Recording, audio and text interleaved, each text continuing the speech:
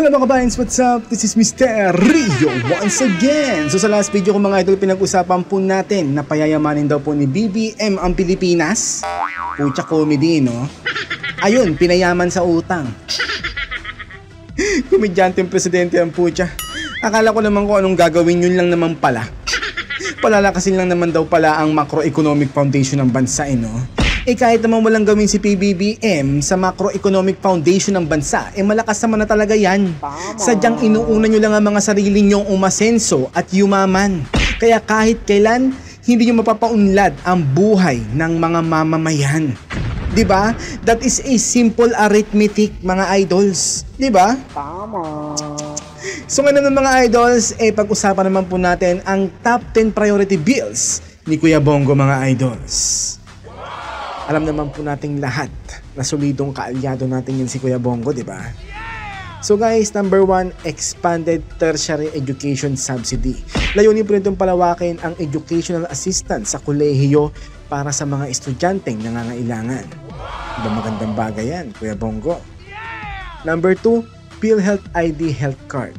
Layunin po nitong magkaroon ng identification card mula sa PhilHealth para sa mas mabilis at efficient na serbisyong medikal. Number 3, regionalization of the National Academy of Sports. Layunin po nitong itatag ang mga sangay ng National Academy of Sports sa iba't ibang rehiyon para sa grassroots sports development. Diba mukhang okay din yung ideya na yun, no? Para makadiscover tayo ng mga bagong Manny Pacquiao sa iba-ibang lugar, di ba? Number 4, New Medical Technology Law. Layunin po nitong magkaroon ng regulasyon at suporta para po sa medical na teknolohiya at innovation sa healthcare sector.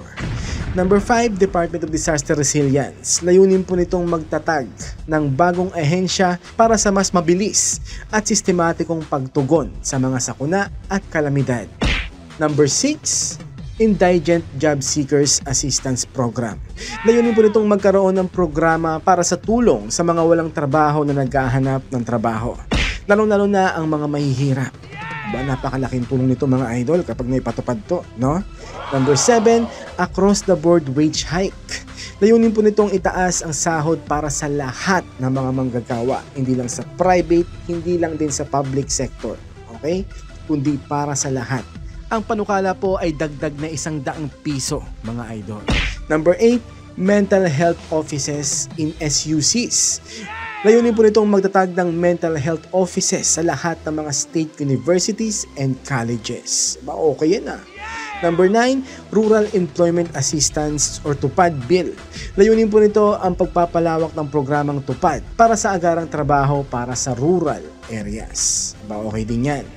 Number 10, Magna Carta for Barangays. Naku, noon pa to gustong ipanukala talaga ni Kuya Bongo, paulit-ulit na lang, no? Hindi pa rin talaga pinapasa. Layunin po nito ang pagtibayin ang benepisyo at local autonomy ng mga opisyal at tanod sa barangay. Aba, napakaganda yan mga idols. And I totally agree with this. Kasi guys, nung ko pa sinasabi sa inyo, nasa first line of defense ang mga barangay. So dapat lang po na magkaroon sila ng mas mataas na honoraria or sahod kumpara sa mga nasa opisina lang dyan na pa-aircon lang. Tama. Diba?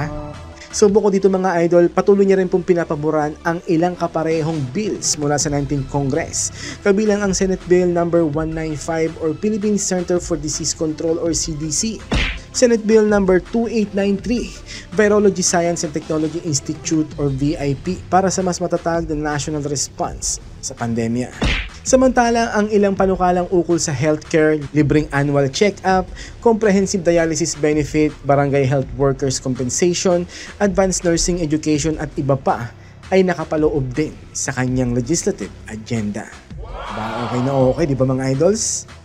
Ngayong June 2025, binigyan din ni Senator Bongo ang mga panukalang ukol sa edukasyon or subsidy, sports academic, kalusugan, PhilHealth Card, Medical Tech, Mental Health, Dialysis, Annual Checkup, Trabaho, Job Seekers Assistance, TUPAD, Wage Hike, Disaster Resilience, Bagong Departamento, Local Autonomy, Magna Carta para sa bawat barangay. O diba? Yan mga idols ang patunay ng walang humpay na serbisyo ni Kuya Bongo. Dahil legit po talaga ang tagline niya na ang bisyo niya ay magserbisyo. Kaya naman the best ka talaga, Kuya Bongo.